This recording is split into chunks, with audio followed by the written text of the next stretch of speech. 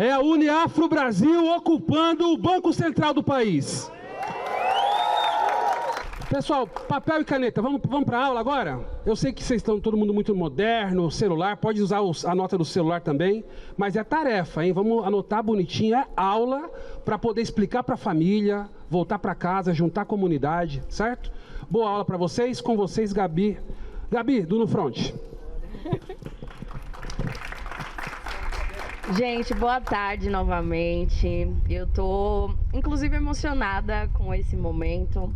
Quando eu entrei na faculdade de economia, eu não fazia ideia do que era um economista, do que fazia um economista. E eu acho muito importante e simbólico a gente estar aqui hoje. Para mim, é muito marcante. E eu quero começar fazendo uma reflexão com vocês sobre o que é economia. Quando eu comecei a estudar economia, eu achava que economia era a ciência do dinheiro. Era a ciência que estuda o dinheiro. E aí, na primeira aula, a professora falou assim, olha, quem acha que economia é estudo do dinheiro, vai ter problemas aqui, porque a economia estuda o valor, a produção e distribuição de valores numa sociedade. É muito mais amplo a gente pensar isso, é muito mais complexo, mas coloca pra gente uma outra pergunta, que vocês estão nessa época do vestibular, vocês entendem que a economia é uma ciência humana ou exata? Quem acha que é exata, levanta a mão. Quem acha que é humanas? Quem acha que é os dois? É isso. É muito importante a gente entender que a economia é uma ciência basicamente humana. E por que eu estou falando isso? Porque a economia, diferente das ciências da natureza, onde a gente vai lidar com uma série de dados e fenômenos da natureza, a economia ela faz parte e ela resulta de pactos sociais. O dinheiro, a forma como a gente comercializa, a forma como a gente produz as coisas, tudo isso faz parte de um acordo social, de um arranjo social, que nesse tempo histórico é o tempo do capitalismo. Quando a gente fala de economia, uma das coisas assim, que mais impacta a nossa vida é o custo das coisas. Vocês já devem ter percebido que o preço das coisas está aumentando progressivamente, né? Nessa pandemia mesmo, a gente sentiu, teve um momento que a carne ficou muito cara, que o leite estava muito caro. E se a gente olha historicamente, eu estava lembrando aqui, quando eu era criança, com R$1 eu comprava 6 pãezinhos, né, na padaria. Com R$5 a gente tinha muito dinheiro. Só que tem um movimento que faz com que a economia tenha uma oscilação de preços. Os preços, quando eles crescem, a gente chama esse movimento de inflação. Então, por mais que a gente não entenda o conceito, na verdade, a gente sofre isso na prática. Quando as coisas ficam mais caras, a gente vai ter que mudar os nossos padrões alimentares, a gente tem, inclusive, uma mudança em termos de habitação. A vida ficando mais cara, fica cada vez mais difícil a nossa situação enquanto população negra, né, que está na base da sociedade civil. O que acontece é que nessa sociedade capitalista, a gente tem algumas organizações responsáveis por coordenar e organizar esse modelo chamado economia. E o Banco Central do Brasil, que a gente está aqui hoje, é uma instituição fundamental quando o assunto é economia. Essa instituição ela tem a responsabilidade de regulamentar o sistema financeiro e de tratar do que a gente chama de política monetária. O que é essa política monetária no final do dia, gente? A gente teve até aqui um resumo. A política monetária é a forma pela qual o Banco Central vai intervir na economia com o objetivo de estabilizar os preços. Como é que o Banco Central vai fazer isso? Através da chamada taxa de juros. Quando o Banco Central aumenta a taxa de juros, a ideia é enxugar a economia, contrair a economia, para a partir daí conseguir controlar esse processo de expansão dos preços e da inflação. Esse é o modelo teórico. Qual que é o problema disso?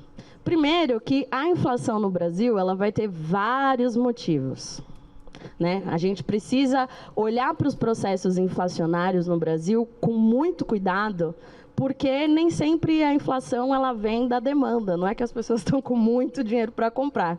Na maior parte dos casos, a inflação no Brasil ela é causada por questões na oferta. A gente tem também a inflação inercial, que vai fazer com que o aumento, por exemplo, da energia elétrica afeta praticamente todo o mercado. Tudo que usa energia elétrica vai ter o seu preço aumentado quando você aumenta a energia elétrica.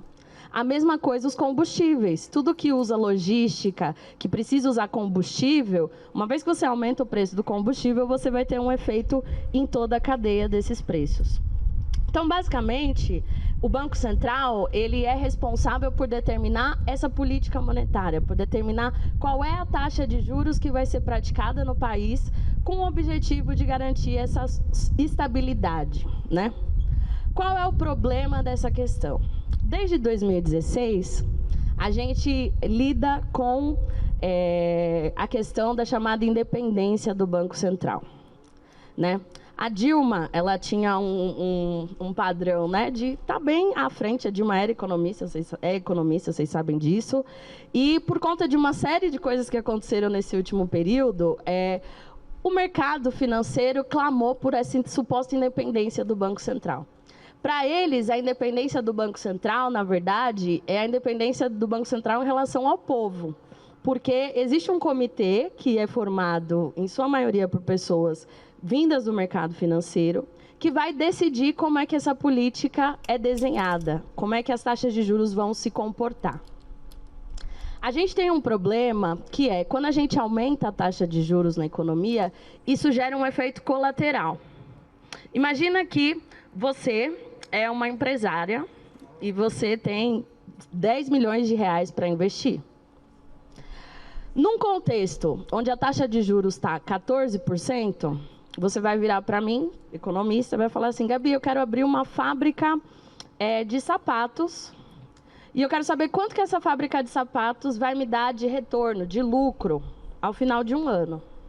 Aí eu vou e faço as contas e falo para você: olha, se você investir esse dinheiro que você tem nessa fábrica, você vai ter um lucro de 10% ao ano.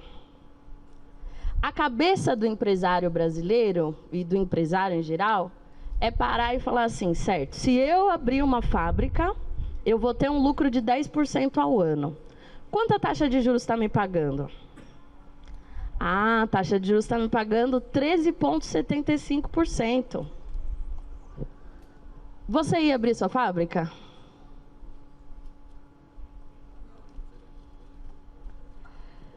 Não. A resposta é não. Para que você vai se dar o trabalho de contratar mão de obra, contratar equipamento, para no final do dia ter uma lucratividade menor do que você simplesmente aplicar o seu dinheiro, deixar ele rendendo lá, sem fazer nada, e ele vai te dar 13,75%. Percebem como que é perversa a situação?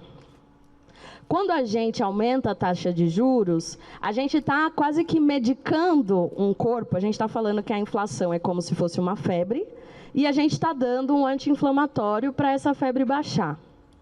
O problema é que não é esse o caso do Brasil nesse momento.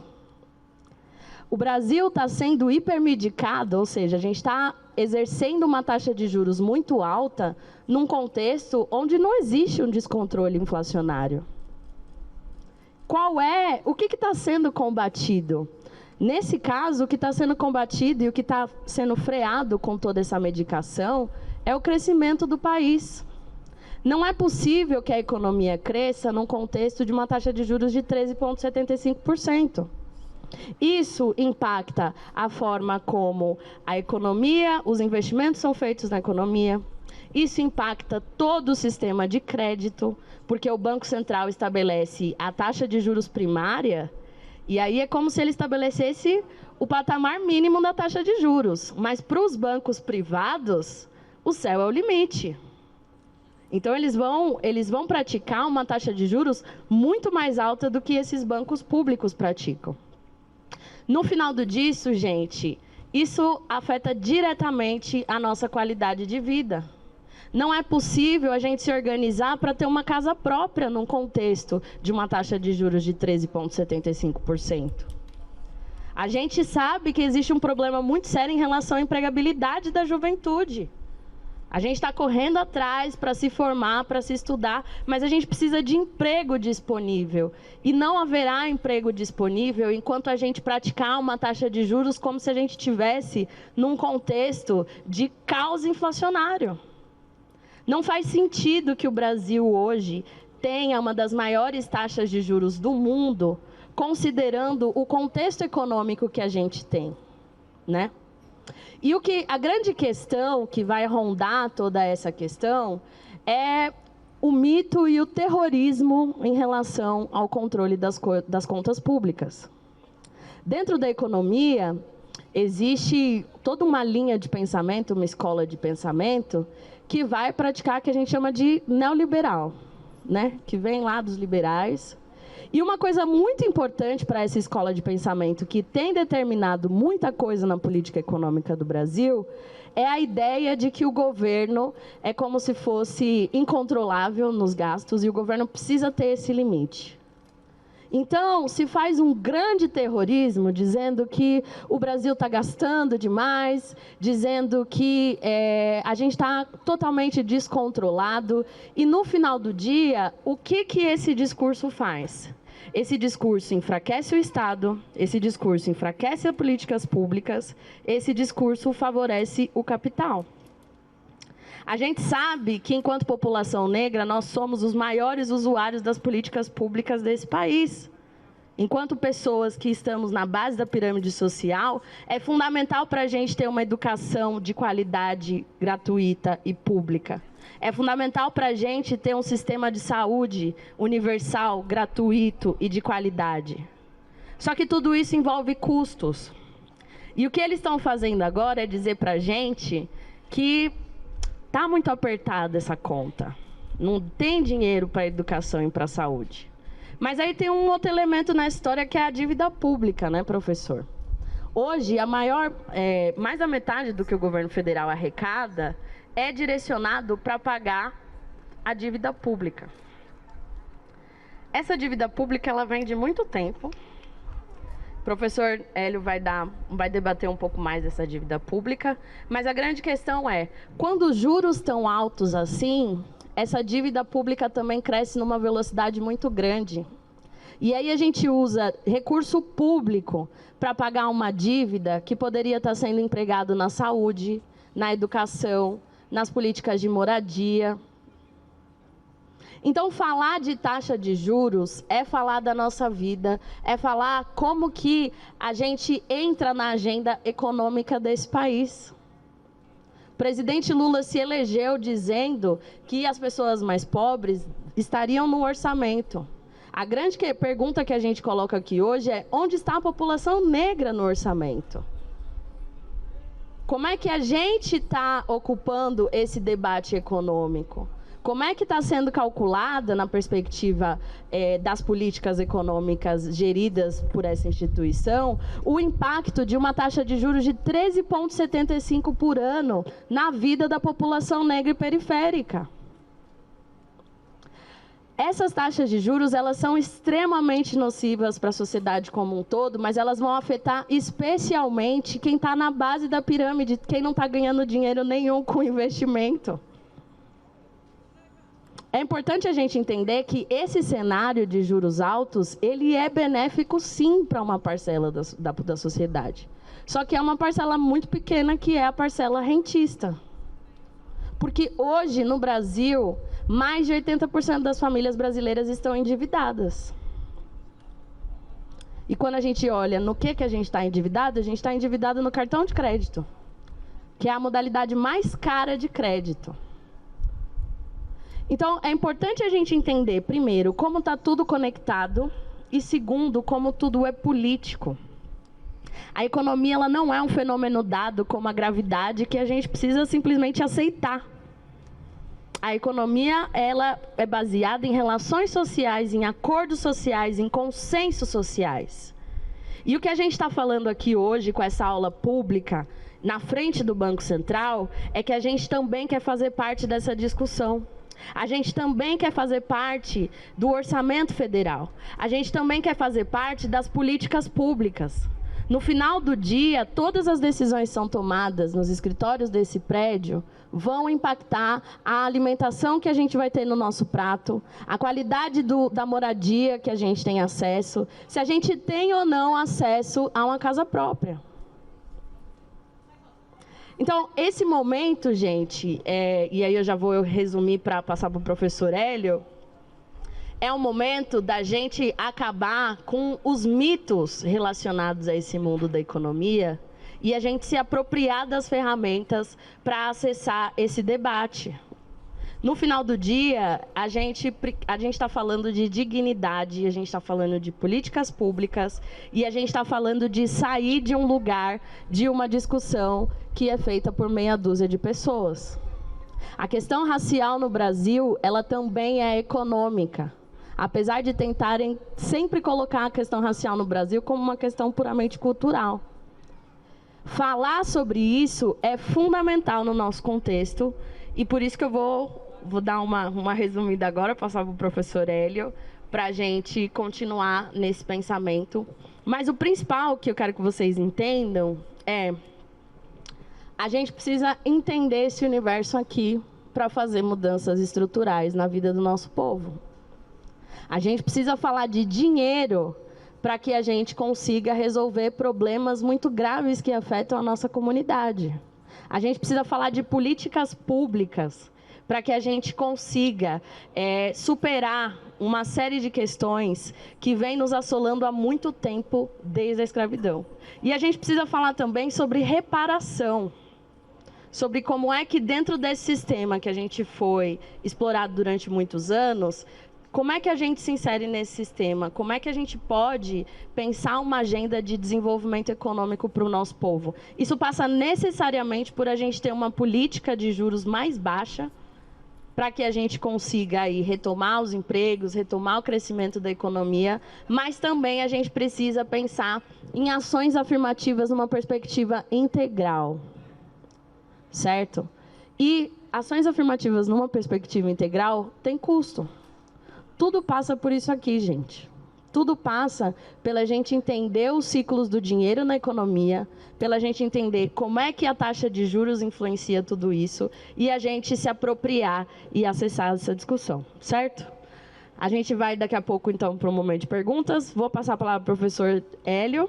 Por favor, anotem todas as perguntas que vocês tiverem, que a gente segue nessa ideia.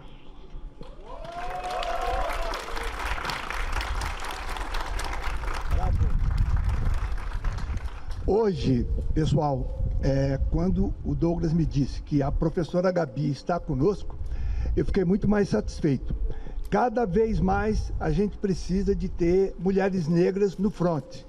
E a Gabi foi fundamental no BNDES, que é um outro banco, que não é o Banco Central, recentemente, onde nós estivemos também discutindo esse assunto que a gente está trazendo aqui, que é o problema da população negra, né, e a economia.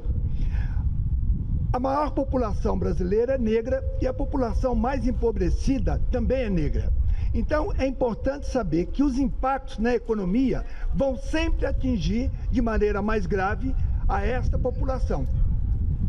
Fala-se muito. Toda vez que nós queremos reclamar, alega-se que uma política alta prejudica muito mais aos mais pobres. É verdade. Uma inflação fora de controle, como nós temos hoje na Argentina, 100% ao ano, prejudica sim mais aos mais pobres, porque o salário não é corrigido na mesma proporção. Mas daí, de uma inflação fora do controle ao que nós temos hoje, nós temos uma inflação caminhando em torno de 5%, 6%. E do ponto de vista internacional, os juros são negativos. Juro negativo é uma coisa tão complicada que, se eu trazer o conceito aqui, vocês não vão entender. Imagine se os Estados Unidos hoje têm juro negativo de 5%. Então, se alguém te emprestar R$100, daqui a algum tempo, em vez de pagar os 100, você paga 95 só. Entendeu? Isso é juros negativos. A cabeça nossa nem compreende isso, né? Eu pego 100 e pago menos. A nossa cabeça não compreende. Mas é isso. Então, no mundo, a tendência é de juros internacionais. E aqui a gente tem juros de 14%, 13,75%. É importante entender, muita gente no Brasil tem 10 milhões de reais. O que significa ter 10 milhões de reais aplicado?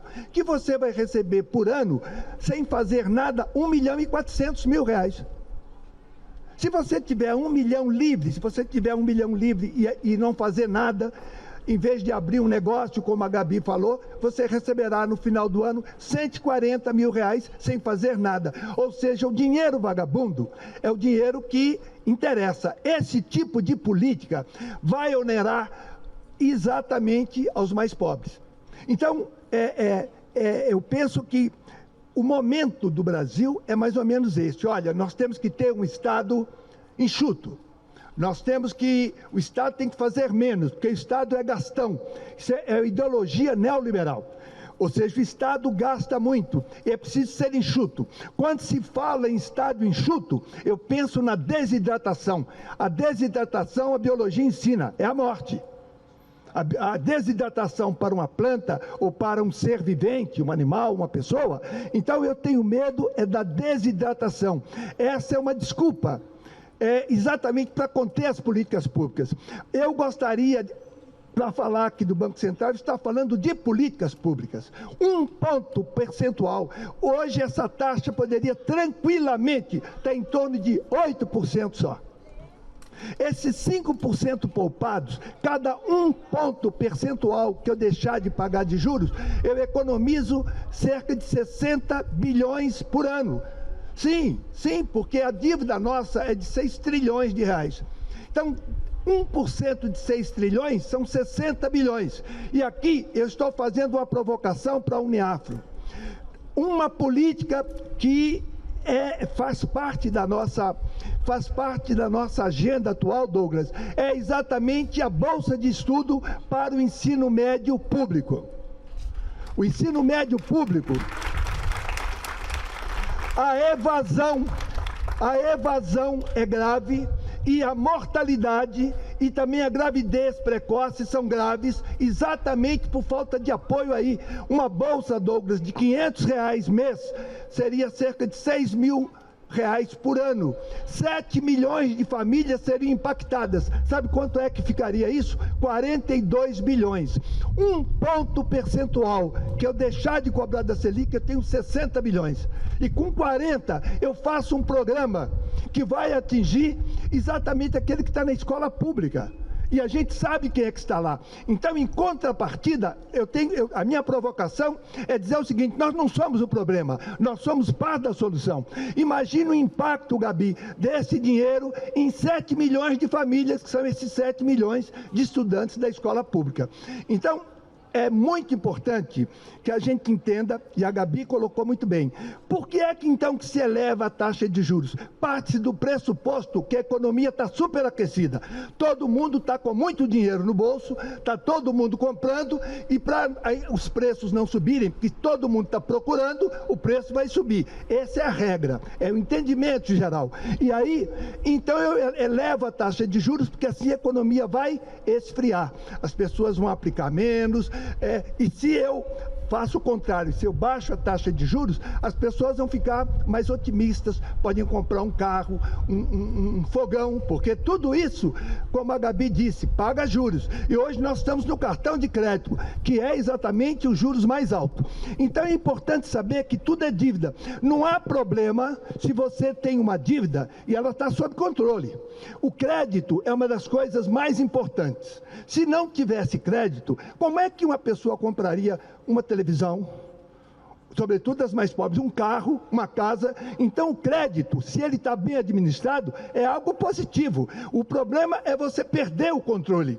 Então aqui, quando eles dizem que quer o Estado enxuto, que o Estado não pode endividar, depende do que eu vou fazer com esse dinheiro. Se o dinheiro que eu vou tomar emprestado vai trazer um ganho maior do que o custo, vale a pena sim. Então, se esse dinheiro for para investir na educação, porque não é gasto, se o dinheiro for para investir nas 11 mil favelas que o Brasil tem, onde vivem 17 milhões de pessoas, Quando esse dinheiro for para aplicar nessa direção, é positivo, sim. É importante saber que o dinheiro em circulação também é dívida do Estado. Essa nota aqui de R$50 é a única, viu, Douglas? Eu vi que vocês olharam otimistas. Eu sou um professor aposentado. Então, na nota aqui tem a assinatura do ministro da Fazenda e do presidente do Banco Central. Essa assinatura significa o seguinte: o Estado reconhece essa dívida.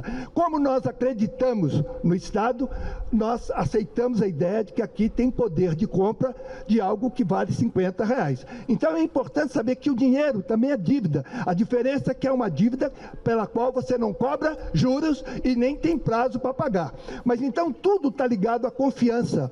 A Gabi falou bem, a economia é uma ciência social, depende muito de confiança. Eu digo o seguinte: o dia que investir, Douglas, adequadamente na população negra, a nossa autoestima vai puxar esse país. É muito importante essas variáveis, que não são variáveis quantitativas, não. Hoje trabalha-se com a ideia de que a economia é uma ciência exata. Mentira!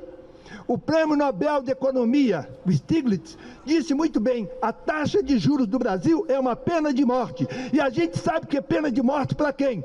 Nem o FMI hoje, nem o Banco Mundial acredita mais nessa história. Não, isso aqui, olha, alega-se que são as tecnicalidades, ou seja, você é técnico. Eu vou determinar essa taxa de juros usando técnica. Mentira! Hoje no Brasil, eu vi aqui o companheiro da CUT falando antes, não há nenhuma organização mais politizada no Brasil do que o POCOM, ou seja, do que o COPOM, que é o Comitê de Política Monetária. Eles são ideológicos, são neoliberais e, na minha opinião, estão de uma certa forma também sabotando. Na minha opinião, quando diz que eles estão errando, não é verdade. Eles têm consciência, Douglas, porque todas as características seriam de redução e, no entanto, eles mantêm.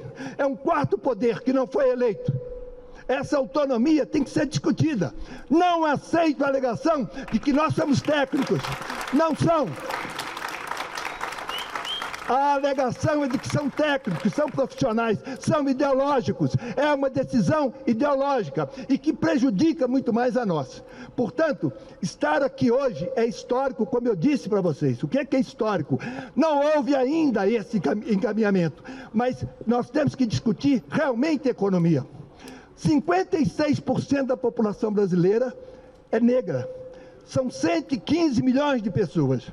Quando essa parcela da população tiver com seu potencial de compra, de trabalho, de talento, vocês imaginem qual é o fortalecimento da economia.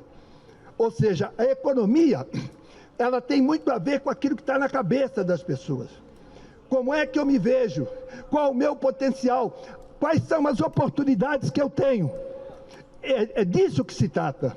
Quando a gente está aqui hoje, nós estamos discutindo o seguinte: o país não tem que parar, o país tem que crescer e, ao mesmo tempo, nos incluir.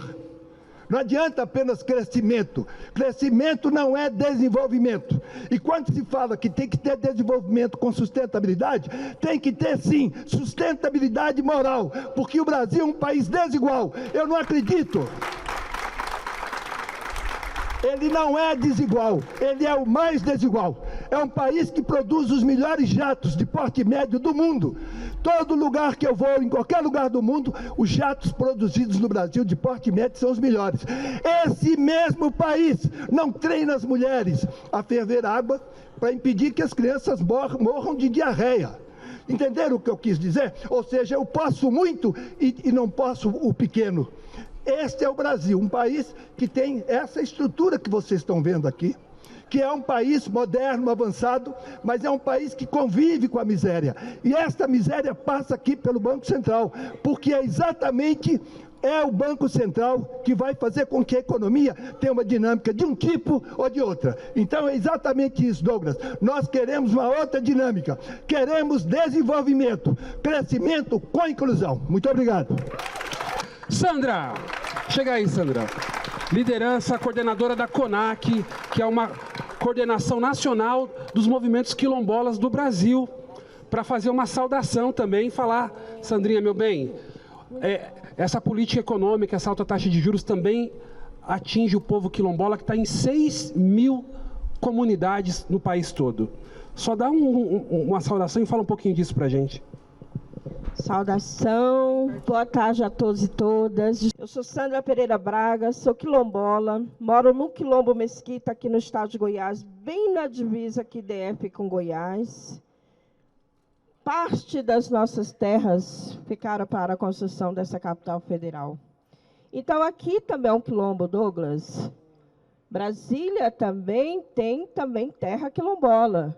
É a capital federal, né, desse país.